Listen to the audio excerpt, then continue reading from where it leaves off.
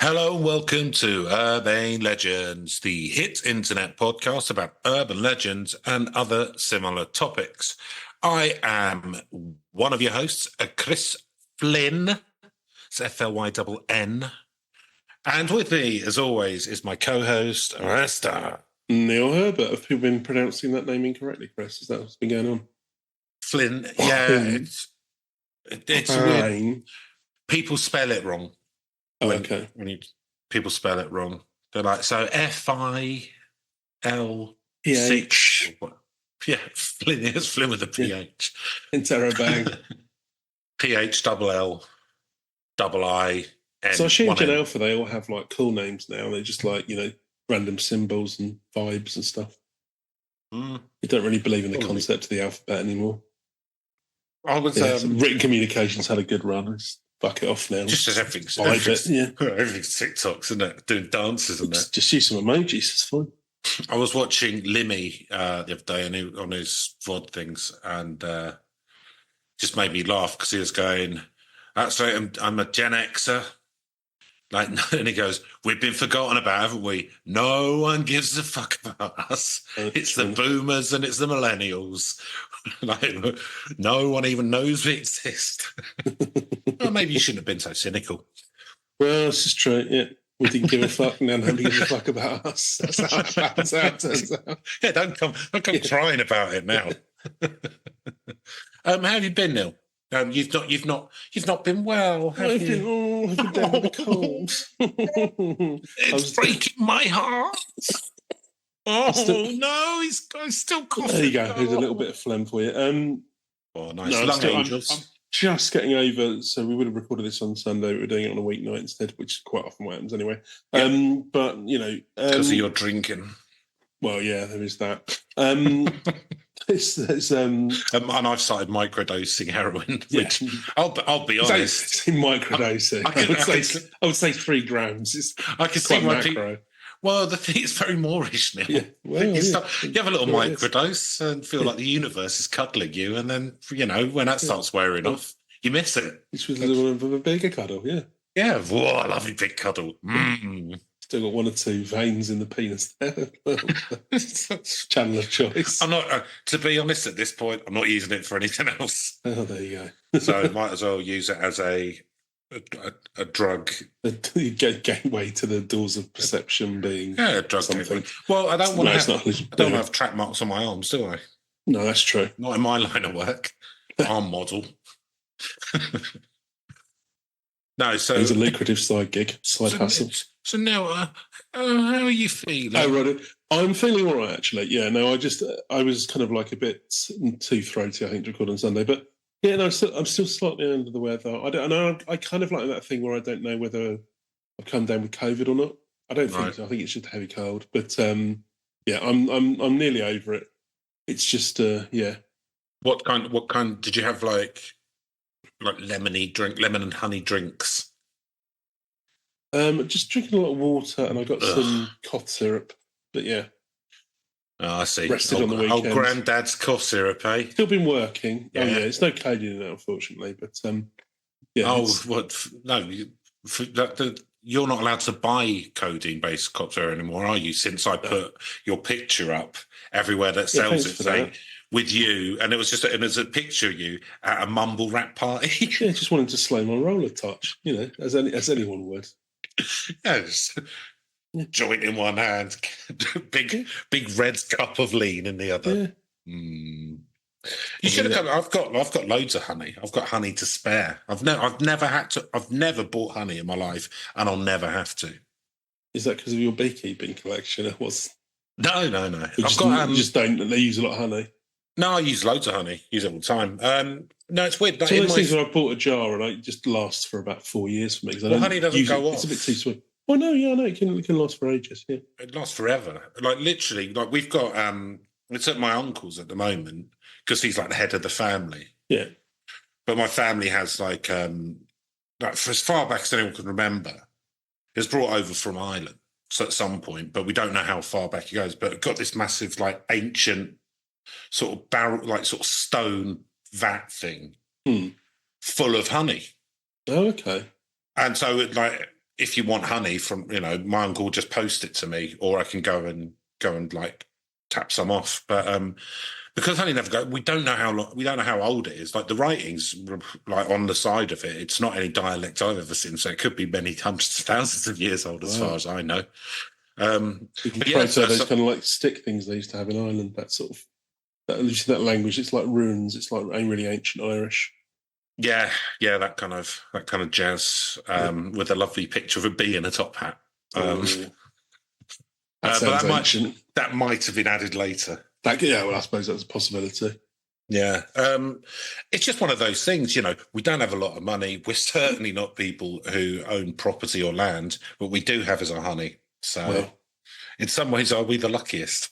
No, absolutely not. Neil, I'd like to ask you what you hope to gain from doing this podcast.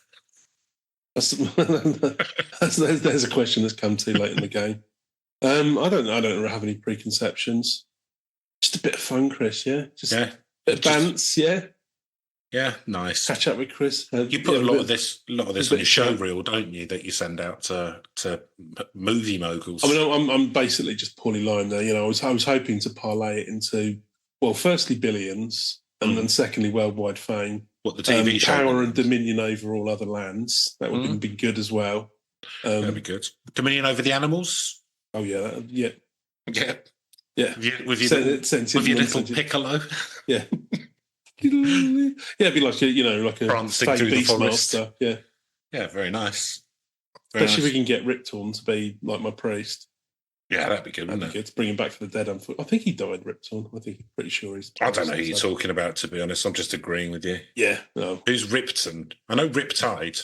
Riptorn. He's so he played was it Archie in the Larry Sanders show? You'd know him if you ever seen Dodgeball?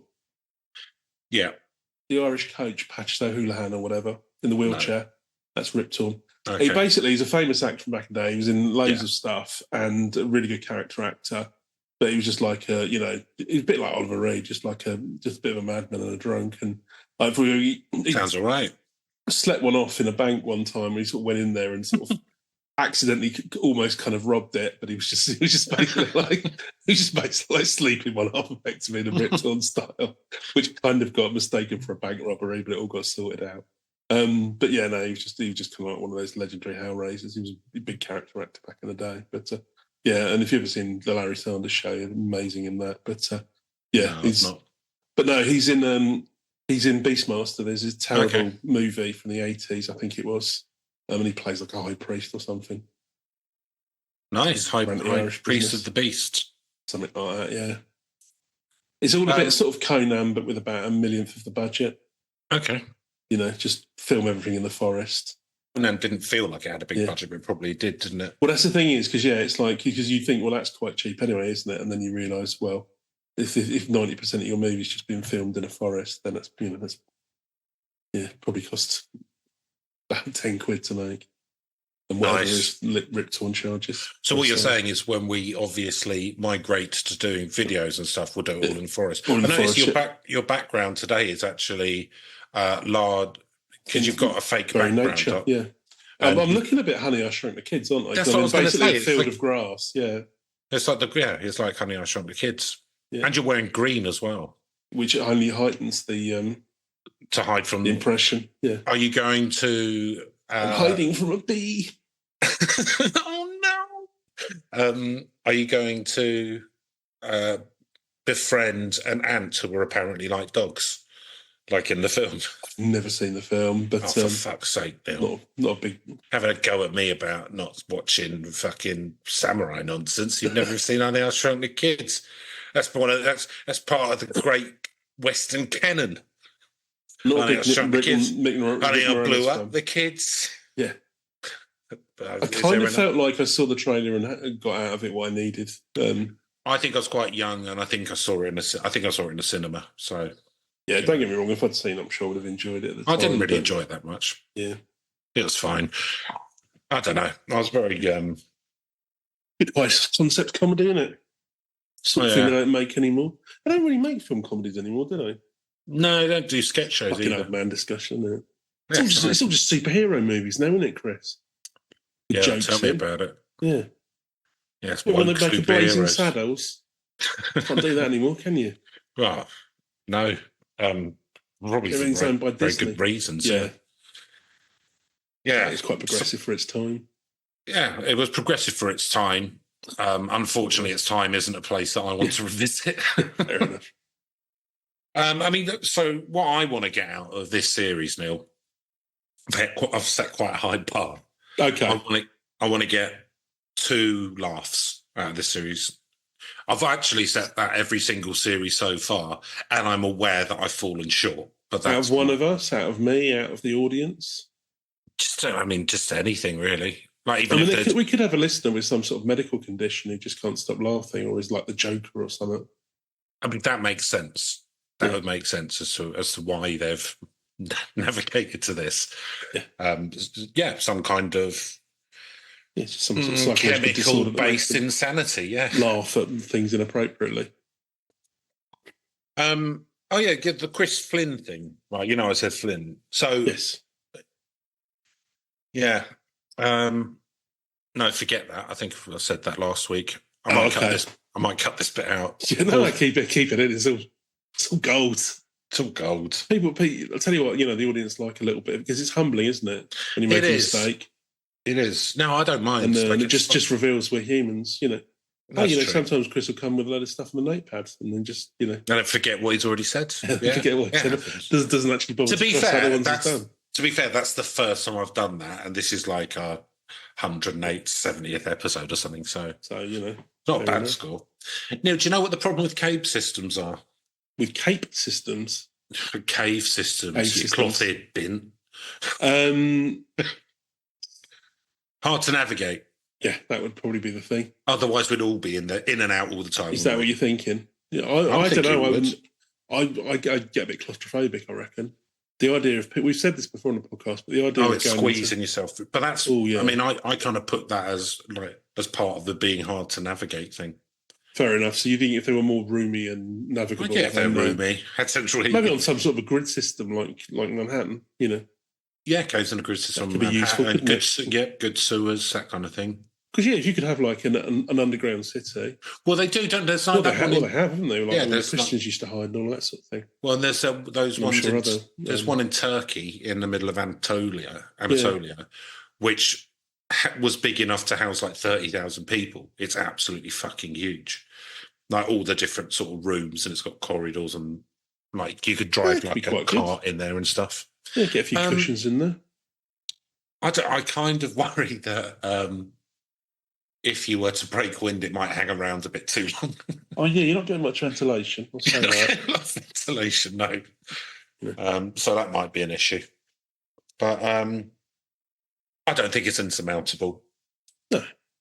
Yeah, ways around that. Would you buy a pair of shoes? Don't worry, it's not that. No. Would you buy a pair of shoes that, no matter where you were walking, made it sound like you're walking in an empty corridor with a hardwood floor? That kind of echoing click, click. It doesn't matter where you are. You could be on the beach and it still makes that noise. Weird. Yeah, I mean, being weird is not, it's not top of my list of priorities of things to do. I'm not seeing a use case for these because I'm annoying the shit out of everyone else who's but the thing is, you. Neil, I'm not coming to you as a fucking project manager or business sign-off use case. Fucking people in the normal world saying, I don't really know what the use case is for this. Shut up. Well, I'm not saying. What's the use case for Pez? I'm not seeing a point. Well, because it's a nice sound, isn't it? It's an authoritative sound. I don't know. I think it would grate after a while. Okay.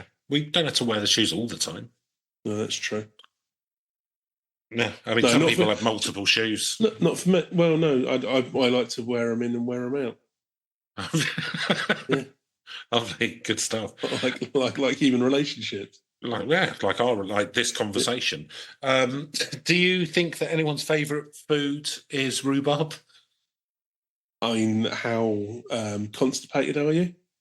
Is that relevant? Yeah, no, it's. I mean, I'm not particularly constipated at the moment. I but I have been believe it is quite useful, or in large doses, it's quite useful for relief of constipation. But I mean, would you say that something you were using to relieve constipation was your favourite food in the world? Depends how much you enjoy scat, I suppose. I guess so, yeah. Maybe if you're in a club in Berlin. Yeah, exactly. No, The Rhubarb Club. It's what hey, fun boy, come on in. It's the Rhubarb Club. we can be used in multiple ways. Yeah, take a sou'wester and go to the left. I don't know. It's an interesting flavour though, isn't it? I don't mind I quite like the taste of rhubarb. I don't mind it. It's just not my favourite. It's kind of, I don't know. Like we used to have. My granddad had rhubarb in the garden. Yes, we did as well back when I was a kid. We occasionally would make a rhubarb crumble or a rhubarb and apple. I like you need something rhubarb sweet to offcut the bitterness. I like rhubarb and custard sweets, the hard sweet, but rhubarb I kind of go. I mean, it's got a horrible texture, isn't it? It's kind of like it kind of looks and tastes. It's kind of like hot celery. Yeah. It's like red and green celery, and it just looks like a big old triffid, and it sort of tastes a bit bitter. But it's, I don't know, it's got I think it's not everything. I think it's that thing, isn't it? I think there's like everything just tasting really, really sweet and just being easy to eat. I think it's nice to have some sort of challenging things for your palate sometimes. But yeah, I can't imagine it being anyone's favourite. Like licorice, I'm not a big fan of licorice. Yeah, see, I'm not. So I'm not basing rhubarb on me being a fan or not, because I think I'm bang in the middle on rhubarb. But I was just thinking, is it anyone's actually like anyone? Like, I bet there is. I bet there's some chef who has a rhubarb restaurant, and it's like, oh yeah, it's a superfood. Undoubtedly, yeah. Marginal gains. Raw in salads. Grate it over your bolognese. Yeah. And with that umami flavour. One last thought I had, Neil. Go on then. So, do you think there are less left-handed people than right-handed people because they're like 1/10 of the population, aren't they? The old South Poles. Yeah. Do you think it's because in the olden days they had a disadvantage because if they were sword fighting, their torso would be, their right side would be facing towards the enemy, and the right side of your torso is where you keep all the good organs, like heart, stomach, all that jazz. Yeah. And so therefore you're more likely to be disemboweled. And you're more likely, you have a fatal injury, and therefore you just die out more. And so that's certainly a thing. Or the thing, as we know, Chris, there's no such thing as left-handedness. It's just people making it up and being awkward. Yeah, it's just that's why we used to just make them right with their right hand. Just I think they should never have taken off curriculum. I'm saddened Michael Gove never brought that in. I thought, oh really? Yeah, make them right. Yeah. Break their left hand, then they'll have to use the right. I mean, if it had another 5 years of the Tories, we probably would have ended up with stuff like that. 100%. All of this left-handedness. That's what's it's ruining productivity. It's ruining productivity. He says, as he's literally like emptying the government coffers into a brown paper bag. That's the left-handed people. Then going off to the club, as if anyone wants to spend all. I found quite interesting. So, as you know, I've been listening to the book by one of the creators of 2000 AD. Which I downloaded international listeners may not know, but 2000 AD is a British sci-fi comic, and probably the most famous person from it is Judge Dredd. Yeah, Judge Dredd comes through, and anything else you wouldn't have heard of. And a lot of people like Neil Gaiman and people like that wrote like not as staff writers, but kind of wrote like different bits on it and stuff. Which it was very independent kind of thing. I mean, the British comics. Well, I mean, it was in IPC, so not that independent. Oh, okay, fair enough. I thought they'd started out originally as. Oh, yeah. Well, I haven't read the book, so I'm not that familiar with the whole thing. But I thought 2000 AD was regarded themselves as being like the punk rock ethos of the industry. So, I might not really. So I think a lot of British. I think their fans thought they were punk rock, whatever. Like it's like the what they called Brewdog. Well, they're the punk rock version. Yeah, there's a lot of people. There's a lot of people. We've seen how that's turned out. Yeah, there's a lot of people who will equate themselves with a movement which would have hated them. Yeah. And I'm not saying that's goes to 2000 AD, but I mean that it was part But of anyway. IPC, which is a big company. But Fair enough. I was bored, so that's I'm listening to that free on Spotify at the moment. Okay. And I was like, oh, I'll give it a listen, and I enjoyed it. Like, and I told you why I decided to carry on with it, because it's very Alan Partridge. It's very, needless to say, I had the last laugh. Sort of. There's a few moments like that. Sort of within the first couple of chapters. All said and done. Yeah, no, literally, there's a bit where he goes, and I think the guy himself reads it, and he's like, we used to get a lot of fans coming in and telling us what we were doing wrong with the stories and stuff. And, we'd listen to them. But, at the end of the day, the fans didn't really know the business like I did. And actually, that particular fan, I'm glad I didn't listen to him, because last I heard, he was living in a cardboard box under London Bridge. Needless to say, I had the last laugh, sort of thing. It's like, fucking hell, mate. You kept track of him as well. Must have really pissed you off. I was going to say, I suppose that's just an anecdote. But what's interesting about it, I felt like the bit which I was like, oh, that is quite interesting, is the guy who was one of the creators, not of the look, but he was a story writer of Dread. Yes, yeah. And who he based the whole judges thing on was he went to a religious school. He based Judge Dredd on a guy who was called Father James, who was within that school the one who dealt with corporal punishment, and kind of like, so he would get people up, read out what they'd done, then say they're guilty, and then like give them a spanking and stuff. And so that's kind of where the judges being judge, jury, and executioner thing comes from. Okay, yeah, makes sense, doesn't it? All back to Catholic school as usual. All back to Catholic school. That's where we get our dystopian police force from. So, Neil, today we are going to be having a little look, and I don't know how good this one is or how big it is. This is a good start. It's a good start. But it interests me because some of the most interesting ones are like this, though. It's true. It's true. And it's the Bosak, Bosak, humanoid, or I've also seen the Bosak Cow Man. That's more promising. That gives you a bit of humanoid just sounds, very vague. Cow Man, no, I like that. And I'm already thinking, I mean, you want the cow pod to be up top, wouldn't you? No. Cow head, I think. No, just udders, just a human with udders. Yeah, fair enough. Lovely. And this is actually written by a guy called Rob Morphy, who is kind of 2000 AD. No, I've mentioned a couple of times the Kryptonaut podcast because I like the guys who do it. And it's good. And he's one of the people on that. Oh, Him and two mates doing that. So we're just taking to out, just ripping them off completely now.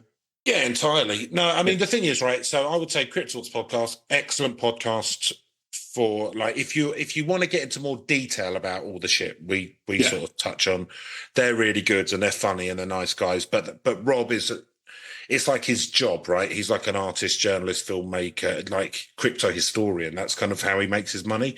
So he's got more stuff that he's got books and stuff. Oh, I see. He's in the pocket of Big Cryptid, is he? He's fucking really, big. He's a big Bigfoot. For, big Bigfoot. Yeah. No, he is.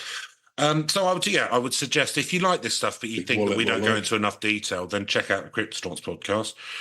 But if you're more into magical realism, then perhaps this is the right place. Can't be bothered to do the research. Just sort of like, see how it goes. Yeah. So, big up to Rob Morphy. And this is from Cryptopia US, which I think might be his own site. So, yeah, good.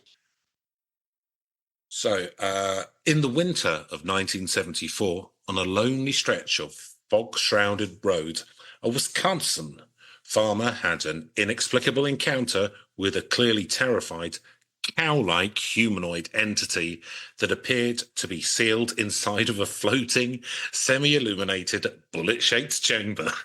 Okay, that's not bad. Yes. That's a good sentence. Yes, Rob. Yeah, I mean, just, I was just thinking, was it just a cow? Well, no, clearly not. No, it's not just a cow Set on the its scene tippy there. toes. It's Is it inside some us. sort of bullet-shaped UFO type thing? Yes. It's a powerful start. Mm.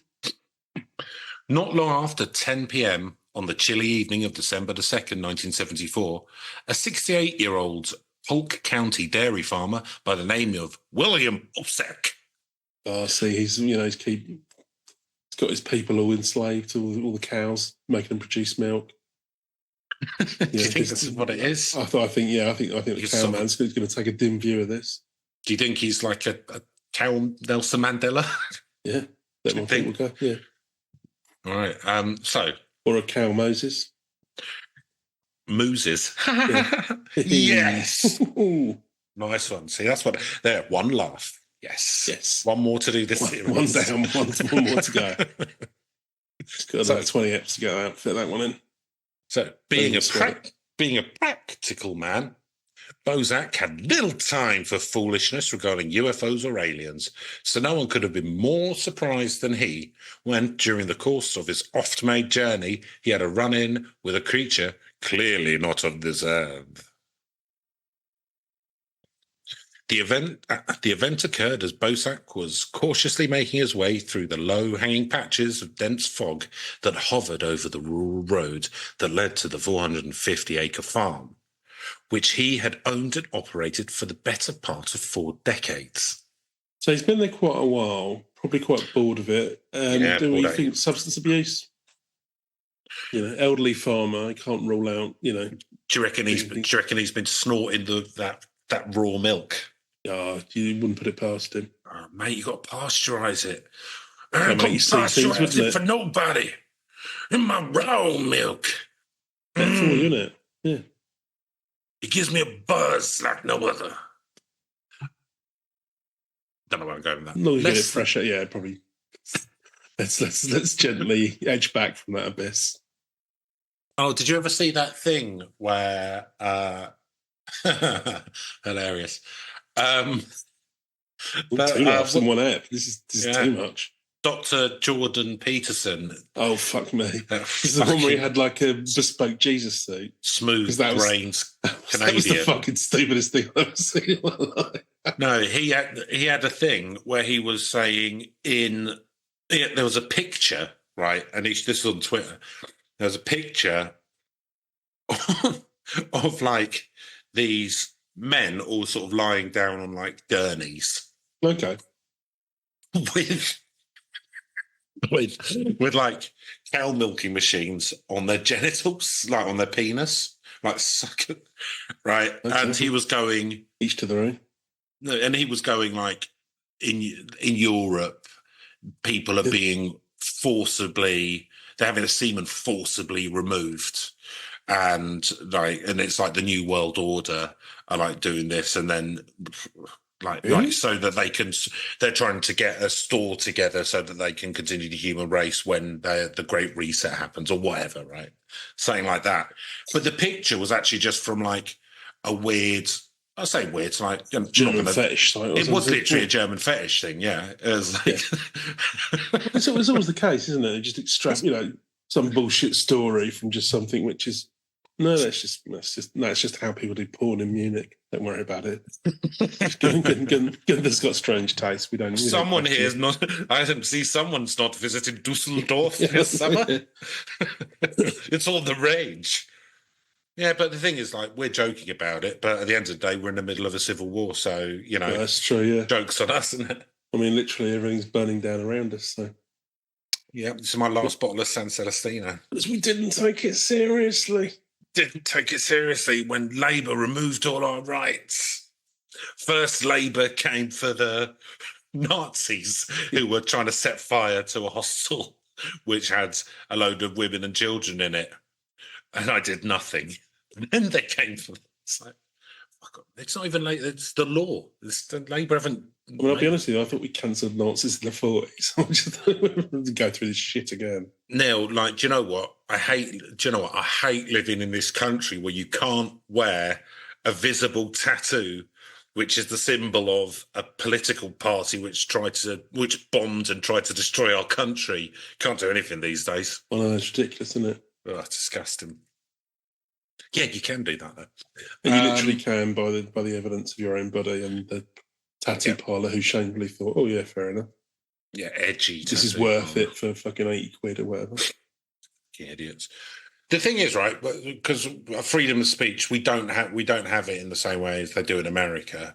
But the thing is, you do still have freedom of speech. You just don't have freedom of the consequences of that speech. Well, no, you can say what you fucking like, right? No one's going to stop you. But if that's saying, I wish that people would go and set fire to this place with all these children in it, and then people go and do that, then, you might end up in jail. There's a level of culpability. If you decide to adorn your body with swastikas, then I have the right to think you're an arsehole. I think pretty factual at that point. So I think this is the whole thing, right? This is the whole fucking paradox, because I have got dragged into this. Anyway. I don't know. Sorry, I'll finish this and we'll go back to Cameron. Yeah. Like they're like fucking babies, these people. It's like, oh, what? But I don't expect there to ever be any consequence for my action. It's like, yeah, but you're like meant to be really hard, right? So like you want terrible consequences for other people for being born brown, but you want no consequences for what for fucking stuff you actually do. It's all regardless go, well, yeah, absolutely. That's exactly it. I want really hard laws put in place for everyone apart from me. Basically, and I can do what I want. But that's the sort of demand that a toddler would make if you were raising him terribly. It's almost like their political positions haven't been particularly well thought through, and they just like a bit of trouble. Yeah. Anyway, lovely. Let's go back into Cow Man. 450-acre farm, Neil. That's where we should put them. So, less than a mile from his home at approximately 10:30 p.m., Bosak was startled when his headlights suddenly caught the glint of a conical capsule-shaped object that seemed to be hovering in the distance. Bosak warily slowed his vehicle to a crawl to get a better look at the odd, more or less bullet-like device that had appeared to be suspended just above the curb on the left side of the road. The lower portion of the machine was partially enveloped in the mist, so the farmer could not be positive that the thing wasn't perched on something, but it certainly gave the impression of something floating. Sounds like a float that's gone off route. Yeah, it's just some ill-judged advertising display. Driving past his farm. They'd gotten lost. It was foggy. What are you going to do? So the anxious Bosak brought his car to a halt. He noticed that the front of the nearly 10 feet tall and 3 feet wide structure had a window made of curved glass that exposed the brightly illuminated interior compartment. Waiting for the encounter. It's just like a cow dogging with an alien. Yeah. Beautiful. So much beauty in the world. It also revealed an odd creature, quite unlike anything the elderly farmer had ever laid eyes on, in his own words. Voice time. I can't remember it just as if it were yesterday. It was a little taller than a tall man. I could see a figure with its arms raised above its head. He was looking at the window, and it was a different kind of character than you see here on Earth. Bosak characterized its unique visage. He looked a good deal like a man, but he had a different looking face than you'd see. It had a kind of cow-looking face. Kind of.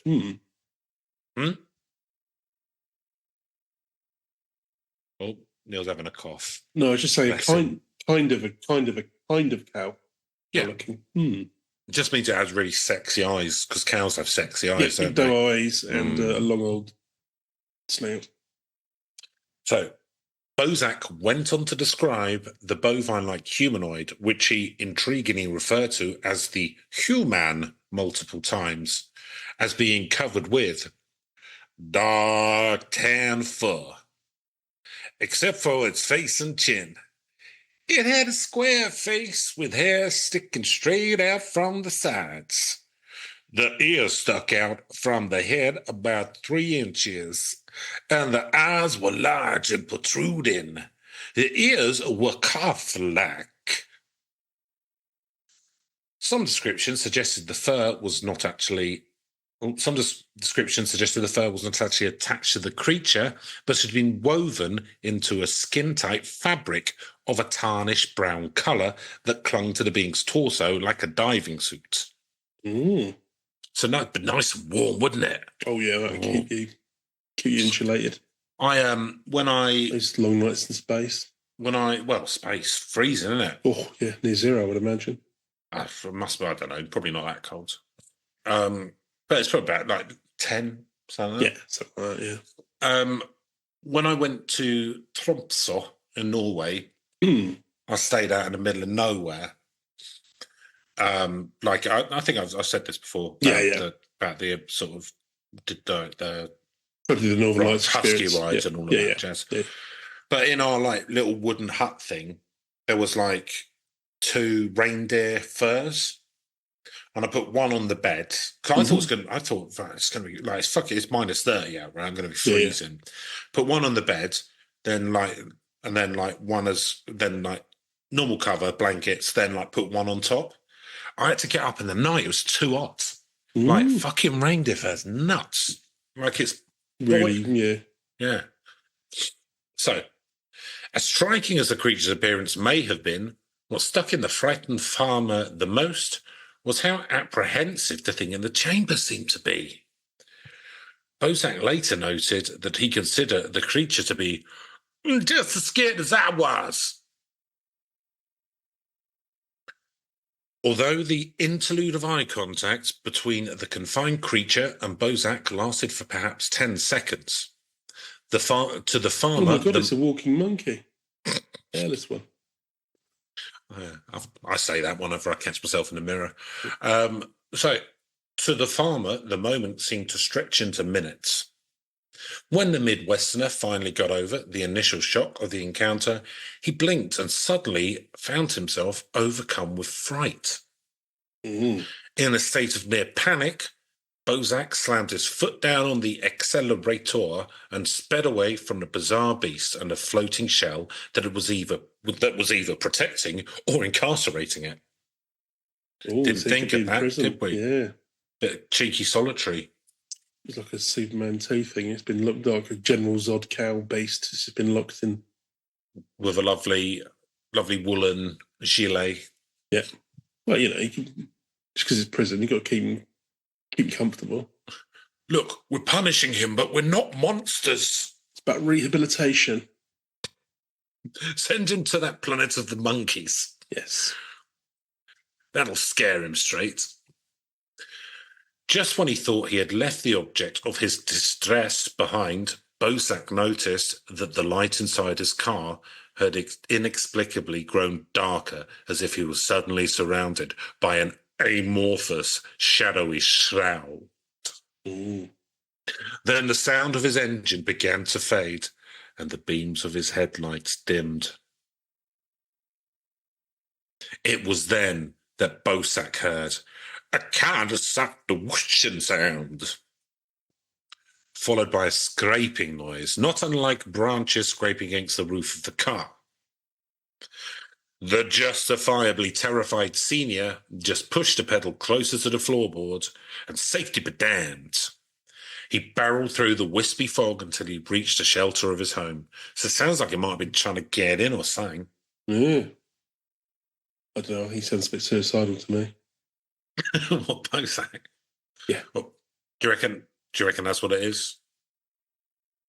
He's had hard. The farm's been going tits up. Yeah. He hasn't got a fucking clue how to run it. He's got no notion of bad with numbers, bad with letters. Big dairies. Even worse to take over. He should have sold it years ago. Weird thing is he was chucking all the milk away and keeping the cow spit. Fucking idiot. They'll offer him a pittance. You've got, and do you know what the thing is? There is a market, but it's very, very small. Yeah. Very specialist. Yeah. Once on his own property, Bosak managed to calm himself down, and from this higher vantage point, he gazed down to where the creature and the bullet-shaped cylinder were situated, but he was unable to see anything through the pea super below.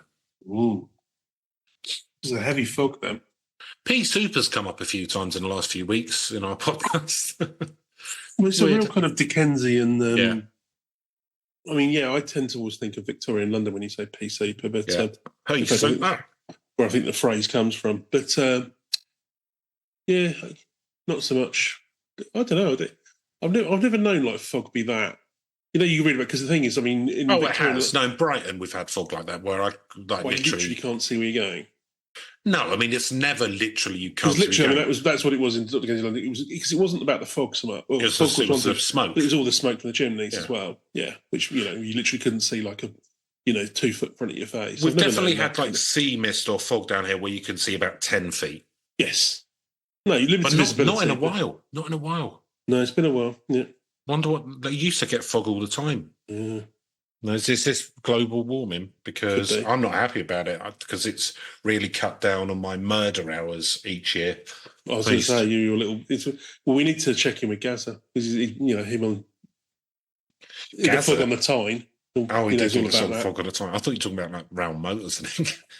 Gaza took a KFC to or something. I vaguely thought about how I'm having to work that in. You've got to hand yourself into the police league, pet. Just go on. I mean, bless him. He was only trying to help. I don't know what he thought he was going to do. Yeah, Gaza, by the way, is an ex-international English footballer who still struggles. I think quite significant mental health problems. Issues and drink issues. Yeah, absolute legend at my club, though. Brilliant footballer. Yeah, I mean, checkered history. I believe in personal life, but yeah, hey ho. So. Bosak, no doubt fearing for his reputation or perhaps even his sanity, decided not to share his experience with anyone, not even his wife and son. I was so goddamn scared that I was afraid to go out at night for a few days. I love the evolution of this voice I'm doing. It's completely changed. Yeah, you've really getting into it, aren't you? Started out like whatever Looney Tunes rooster thing. Yeah, Fog on Leghorn, something like that. Fog on Leghorn, that's the one. I couldn't remember his name. So, the next morning, Bosak... You'll be on the next one of those, what's Craig David movies? Whatever it is. David's movies. Oh, God, what's your Bond man? Daniel Craig? Daniel Craig, that's the one I was after, yeah. What? Have you not seen? But he played Fog on Leghorn. No, he plays in a reboot of Fog on Leghorn. Its accent is more or less Fog on Leghorn. Yeah, it's was that in like Knives Out or something? Knives Out, and I can't remember. I think it's called Glass Onion or something. They're decent movies. Yeah, worth a watch. This is the man who hasn't even seen Honey, I Shrunk the Kids. Yeah. I think I'll be taking your advice under advisement, Neil. Not a cultural gap. I'm going to feel massively pressured to fill, to be honest with you. Well, that just, I mean... If there's a Rick Moranis movie I haven't seen, I've got to fill in, and it'd probably be Strange Brew. Lovely water. So there you go. So, the next morning, Bosak ignored his wagon load of duties. Woke up with a screaming hangover. Just a little cheeky sharpener. Yeah. And immediately returned to the location of the encounter. Needless to say, in the light of the day, the object and the so-called human were nowhere to be found. Unfortunately, the only evidence of his encounter was a circular patch of flattened grass 6 feet in diameter below where the object had hovered. Well, it's not a lot of evidence, is it? But there you go. I mean, some would hesitate to call it evidence. Yeah. Bosak managed to keep his silence for over 3 weeks. What a trooper. Oh, but eventually confided in his wife and son. No, I've seen a Canadian. Oh, shit, everything's going to think I'm a lunatic. John, come here. What is it, Mary? Why have you been so mardy all these 3 weeks? I found No another sense. bottle of vodka in the cistern. Why Who are you knows how looking I in the get when I see those cows, aliens? Why are you looking at the system? Goddamn, a man system so presso kingdom. John, you said that you were going to try and stop drinking. That's that Bosak Cow Man. I ain't doing. Give it here. Trying. Give it here. And don't look in the back of the TV. So Bosak managed to keep his silent, glug, glug, glug, Yep, for 3 weeks. But eventually 2.5 weeks confided coma. Yeah. in his wife and eventually sobered up and confided in his wife and son. He told them that the more time that elapsed since the incident, the more he began to regret his actions. I mean, he's talking about the drink. Done anything, has he? Yeah, I was going to say, unless it's what we're inferring. The thing is, Neil, and I know he this saw because a cow. I've had my problems with drinking. You do just have an underlying sense of guilt at all times. Yeah. I've woken up with that on many an occasion. Yeah. I'm not sure what I said, but I'm pretty sure it wasn't something I should have done. So he, feeling that he should have stayed and attempted to communicate with the potentially extraterrestrial or perhaps interdimensional being. So what we never know, is it? Because this I was told this around the them Indiana Jones movies. They're not aliens; they're interdimensional creatures. They've come from within this whatever alternate universes, I assume. So he told them. Don't know, Dan Aykroyd, didn't they? I wish that somebody had been in the car with me at the time. I should have stopped and tried to show it I was friendly. I wish I could meet up with it again and get out of here. Well, you can wish in one hand and something in the other, yeah. Yeah. So never the twain shall meet. So whether it turned out his family were unable to keep this secret, or he himself spread the tale, it didn't take long for word of Bosak's run-in with a cow-like critter in the glass case to spread throughout Polk County. And soon there was a story about the incident appearing in the St. Paul Pioneer Press. Ooh. Following this exposure, Bosak was approached by Everett E. Leitner and Dewey Burshield. That's an American name ever. There's a lot of good names on this. Bosak and Everett, Dewey. Everett, good. Dewey, yeah. Chip's a good one. Scooter. It's weird. Like, I only ever knew the name Scooter from the Muppet Babies, right? Yeah. But then there's like quite an actor who you'll have seen in loads of stuff who calls himself Scooter. Well, isn't there? There's a guy called Scooter Braun who's like a big deal in the music industry, the music publishing industry or something. I don't know. I think him and Taylor Swift had some kind of fight. I don't know the ins and outs. I think he owned her. Right. Copies of her albums or whatever. So she just that's why she re-recorded all of them. Yeah. There's I can't remember his second name. Did you ever see Halt and Catch Fire? No, I've heard it's good, but I know. The first couple of series are all right. Yeah, but there's a guy in that who like plays one of the sort of people who's making the computers. Who's the actor's name's Scoot or something, and I've seen him in loads of stuff since then. There was a Scoot Ulrich, I remember, back in the 90s. Not Scooter. Is it short for something, or do you name your child Scooter? What should you do? Yeah, maybe he's just really big fans of the Muppets. I'm really sorry. I'm really sorry if you're listening, your name's Scooter. It's just unusual. We've got silly names in this country. It's fine. I'm sure someone out there. Neil's a hilariously ridiculous moniker. Neil is a ridiculous name. Sounds like you're kneeling. Yeah, shut up, Chris. Chris is great. It's a lovely Greek name. Like Christophorus. What's that? Christ carrier. Don't mind if I do. On your pop, little lads. Presumably, I'll be in the VIP suite once I shuffle off this mortal coil. They're doing a lot less presuming of that nature over here. Mr. Peter's got his other plans. Oh, not that old duck. Yeah. Mr. Peter. More like a billion years of purgatory, fuckhead. That's all right. So it's standing on my head. I don't know. I think 2 days in purgatory, the day get out. And in between, You read, you go to the yard, you smoke spice, and you make connections for the outsides. Three squares and a roof over your head. Yeah. Beautiful. So Everett E. Leitner and Dewey Burshield, a field investigator from the Wisconsin-based Aerial Phenomenon Research Organizations, APRO, a UFO research group founded by legendary UFO investigators and authors Jim and Coral Lorenzen. Is that right? Yeah. I've no idea.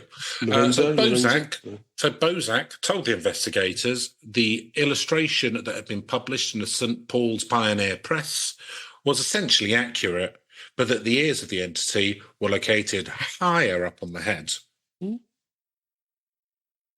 Leiter and Burshield conducted extensive interviews with Bosak, his family, friends, and neighbours, and all expressed that despite the implausible aspects of his story, they believed that William Bosak to be an honest man who had an excellent reputation in his community and a drinking problem.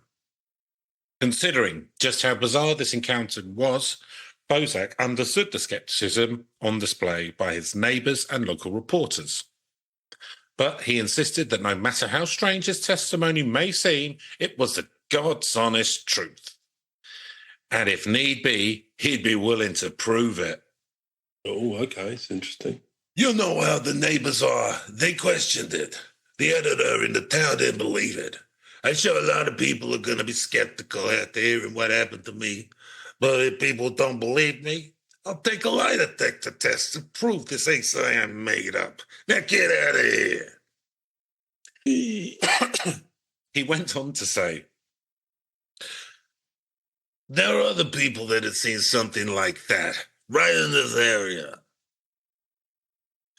So who those other people were and what they allegedly saw, sadly, remain beyond the scope of our research.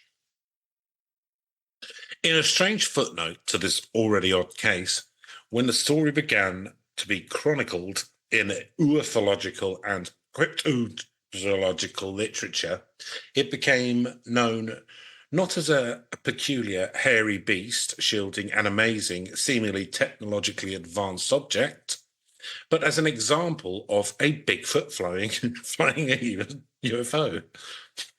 A Bigfoot flying alien UFO? Yeah. There's a sentence. This is strange considering that Bosak himself compared the being to a cow, a subject which he was intimately familiar. I'm sure. And not an ape.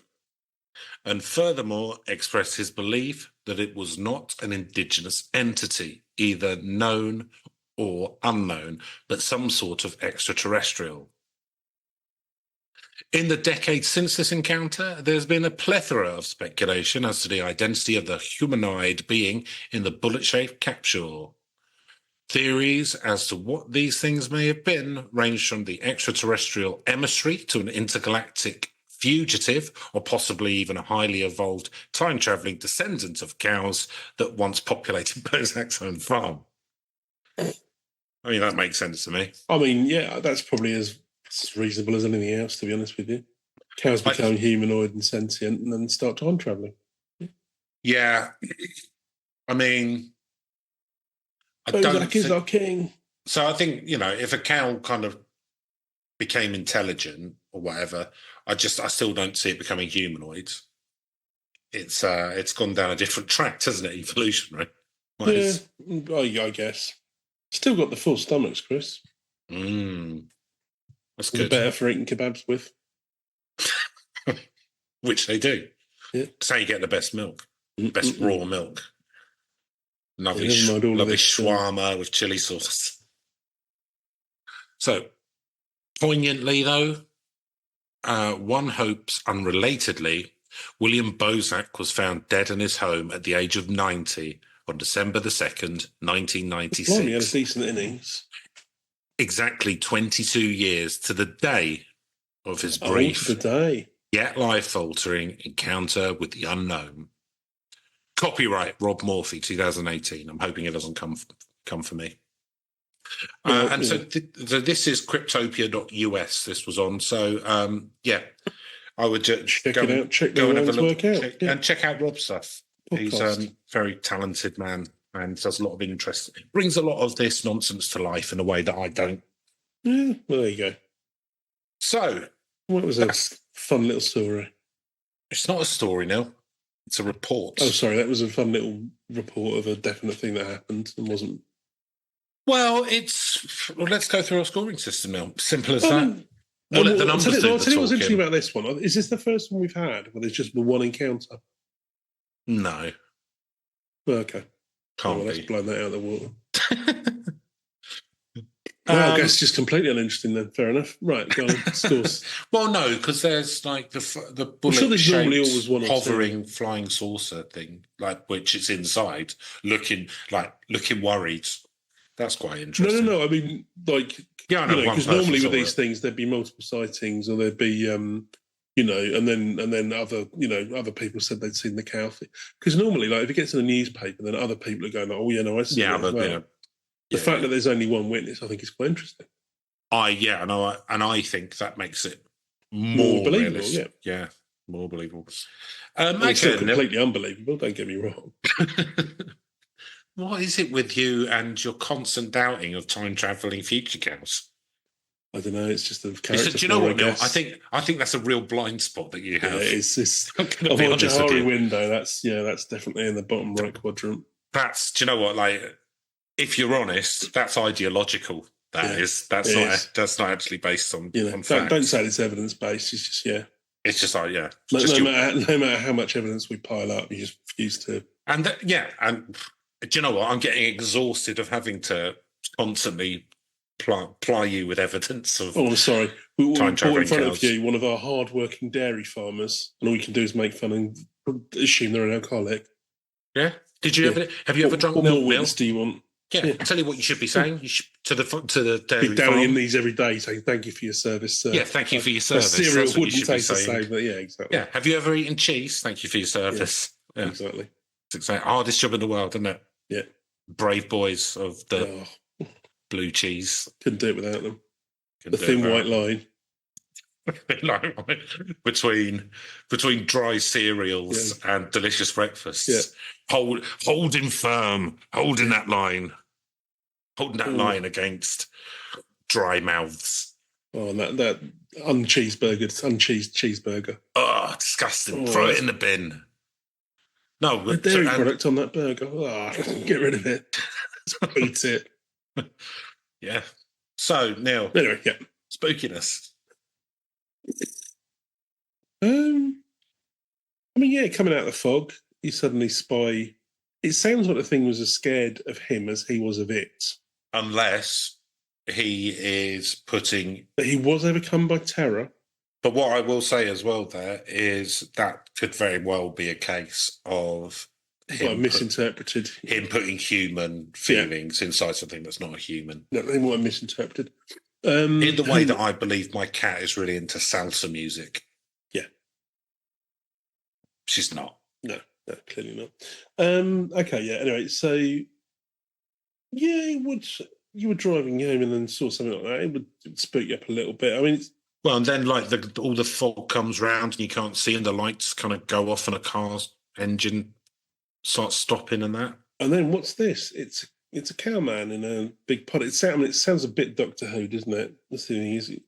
Well, they've got to get their ideas from somewhere. Maybe it's floating, or maybe it's the just there. Not quite sure. I mean, that's some thick fog, isn't it? 6 out of 10. 6 out of 10. Rationalising it yet? There you go. So I think the creature sounds quite appealing. Like, a cow. You're going in the other direction. It's more erotic for you. Well, no, I'm not going in that direction. It's always been in that direction. Yeah, okay.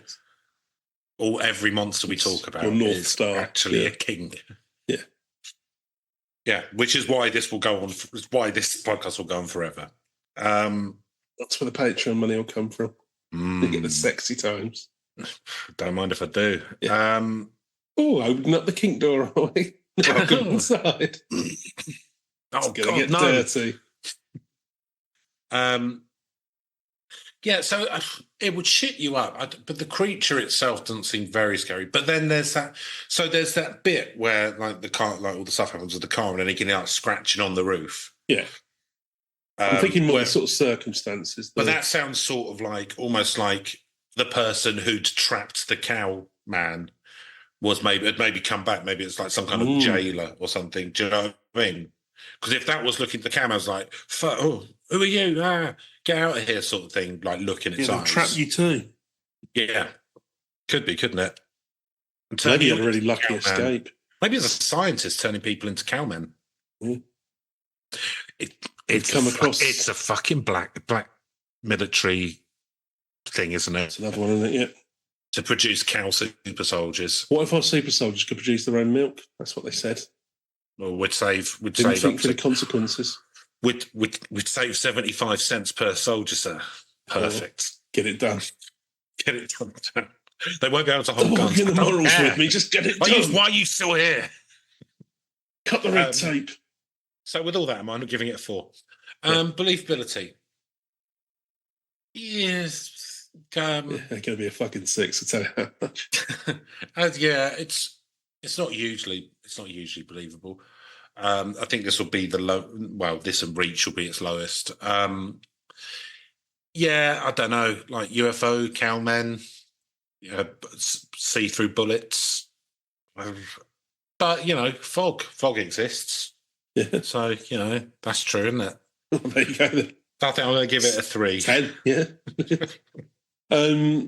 Yeah, I mean, whilst I think it's good there wasn't sort of a load of people coming in afterwards and doing it, it's yeah, I mean, do they think they saw something? I think it's probably reasonable to think that they probably did.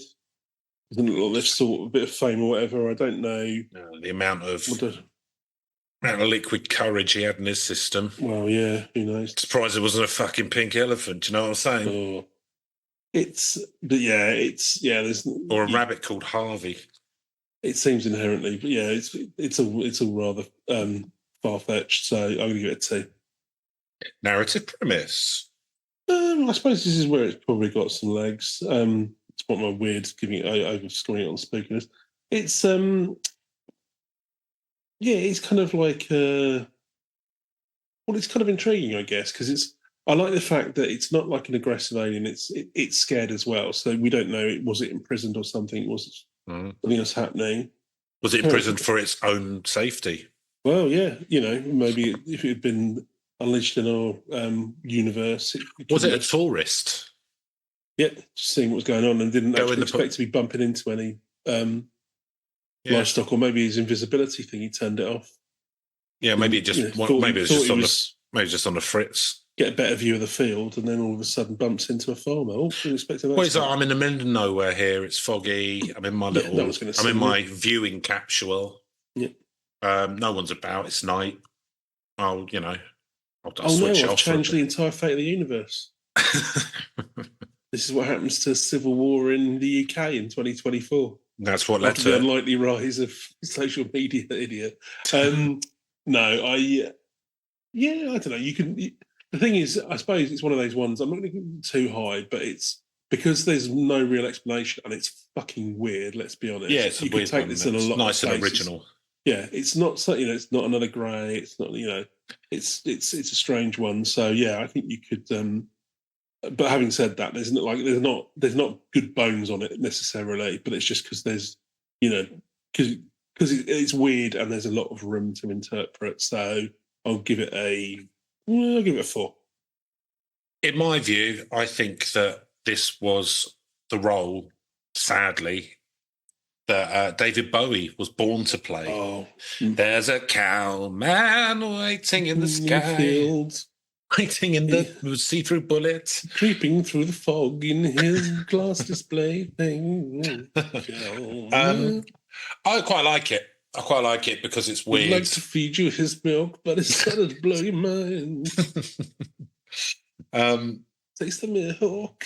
Are we done? On your cereal. I like it. It's unusual. Furry aliens are unusual, just generally, aren't they? More of that, please. They're all meant to be like silicon-based life forms, aren't they? No. Which actually would be good because it would save loads of money in lube, wouldn't it? Because that's silicon-based as well. Nice. So, come and get me. So what did you give it? Narrative premise. I didn't write it down. 4. So I'm going to go higher than you. I think it's all right. I like the fact it's a nice story. I like the way Rob's written it very well. The guy's at least kind of been interviewed about it and been able to give some stuff, so it's not nothing. I like the weird floating chamber. It's all right. I'm going to give it a 6 now. There you go. And reach, not huge, I don't think. I think maybe in whatever it's called, Polk County. It's probably well known, but even Googling Cow Man came up with I had to dig around for it a bit. So I think it's reached not very high. So I'm just going to give it. Give it a 2. Put on that VHS tape you had sitting around in the special collection. That's it. I've made all this up, and there's no one. This Rob person doesn't exist, and Kryptonaut's just another one of my podcasts where I play all 3 characters. Yet another of your fucking sock puppets. Yeah. Well, it looks like other podcasts are really interacting with our podcast. So wow, we're building a community here. Where I'm all 20 podcasts. Look, if the community don't want you, you build your own community. That's what you got to do. What Frankenstein should have done. Start a podcast. They put whining about it and killing kids. Just fucking start a podcast. There you go. That's how you do. You pretend you're 25 different people. So I think right. It's probably not very well known even in America. Is Wisconsin like a dairy state? Yeah, it's like a cheese state or something. Isn't there something like that? Anyway, whatever. Wisconsin, they like cheese curd and they do a lot of beer. Oh, okay. Oh, good for them. I can't imagine it's even that well known in Wisconsin. It's it's obviously it only goes back to the 70s. I think a 3 seems reasonable. Nice. Well, that gives us an overall score of a lovely low 30. Still, it was a bit different. It is a bit different. If nothing else, it was a bit different. And it's not a good urban legend, perhaps, but it's something to talk about, isn't it? But it was an interesting little story, Yeah. Ideal, perhaps, for, I don't know, maybe like 60 minutes of a podcast, Chris. How about that? Maybe. I think we've gone over 60 now. Ooh.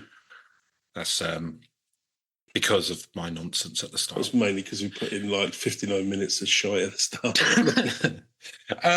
Well, I mean, if you think that if you think you could do better and you've got better ideas, then please contact us at Legends. Preferably copyright free.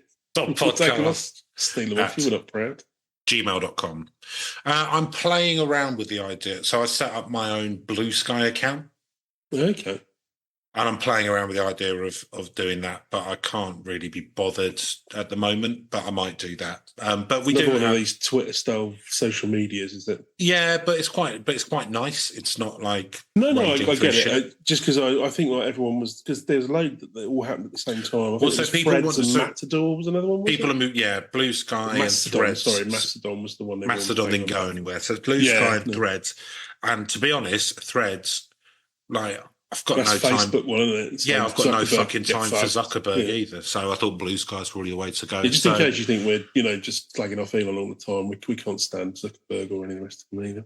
No, or Bezos. Yeah, Bezos can fuck off as well. I think we have slagged him off in the Branson. See, Zuckerberg keeps his head out of. Yeah, Branson. He does now. He does now. He does now because presumably he's avoiding all the investors who put billions of pounds into the metaverse. Fuck's sake. Oh, look, we got feet now. Yeah. You kick yourself up the arse with them, you cunt. Sunk fucking £3 billion into the shite. The fucking version of The Sims that you and your wife can live in. Yeah, I know. It's like, because they all look like, do you remember like the Wii Me verse, the Me character things on like the Wii, yeah. It's exactly that. And he was going like, oh yeah, revolutionary. You could do like you could do this on a Nintendo Wii. Fucking I know. and twat. And he's going like, oh yeah, but people will like be able to do like work meetings and stuff. And it's like, mate, like people aren't going to do work meetings like with little avatars of them with like a parrot on the shoulder and stuff. They're doing like a fucking meeting around like work's insufferable enough as it is. You don't need all of that nonsense. They're doing like oh yeah, like for our child safeguarding meeting today, we're going to do it in the metaverse. You know, it's like the thing is, which he doesn't understand, is actually there's a level of seriousness in the real world which he doesn't seem to understand. But yeah, I mean, that's... He hasn't had to confront it, has he? In fairness, insulated from a lot of that. Must be he made an incel little app when he was at college to rate how hot girls were, and somehow now he's really rich. Yes. Can't argue with it, Chris. It's capitalism. That is capitalism. The free market has decided he's our king. Yep. Well, there we go. Get fucking kissed the room. Get him in mate. politics. Yeah. That's what I say. God damn right. Yeah, that's right.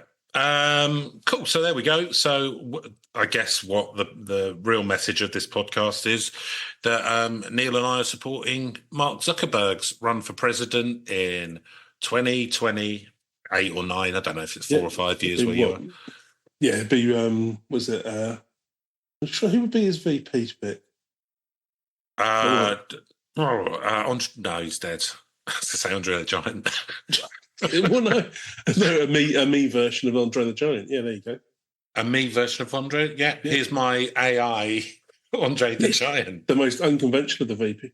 They all said it couldn't. They all said it couldn't be done. They all said it shouldn't be done. They all begged him not to do it. Laws were put in place. Because decent people are like that, because it's Andre the Giant. And edgelords are like that, because it's against God and nature. So, yeah. It's actually quite a good cynical move. So all I'm saying is, Mark Zuckerberg, and you not need to spend £1,000 all I'm saying is, if this happens, like with a real Andre the Giant. All I'm saying is, if this podcast, like during one of the, like whatever Facebook's AI is, during one of its scrapes of the internet, where it takes everyone's stuff without paying them, right, which is apparently fine. Yeah. If this happens to end up in his ears, then because I'm sure he like looks through. He personally approves all of it. I'm sure, yeah. Well, I'm sure he looks through it for his own name. Yeah. He seems like the one. Yeah. All I'm saying is, me and Neil are quite happy as kind of like backroom deal brokers. Yeah. No, that kind of ideas, man. Get stuff done. Very much sort of like Alistair Campbell's. What justifies the means? The end. Anything. And literally, or the amount that you pay us. Yeah, the amount you pay us. Yeah. AKA the end. So on that on that Machiavellian note, on that potentially huge, if true, bombshell, I love you all very much, and I hope you have a nice week, and we'll be back with some more bullshit next time. Yes. Thanks for listening. One thing you can care. Be sure of. Bye-bye. Goodbye. What's a good different turn at the end?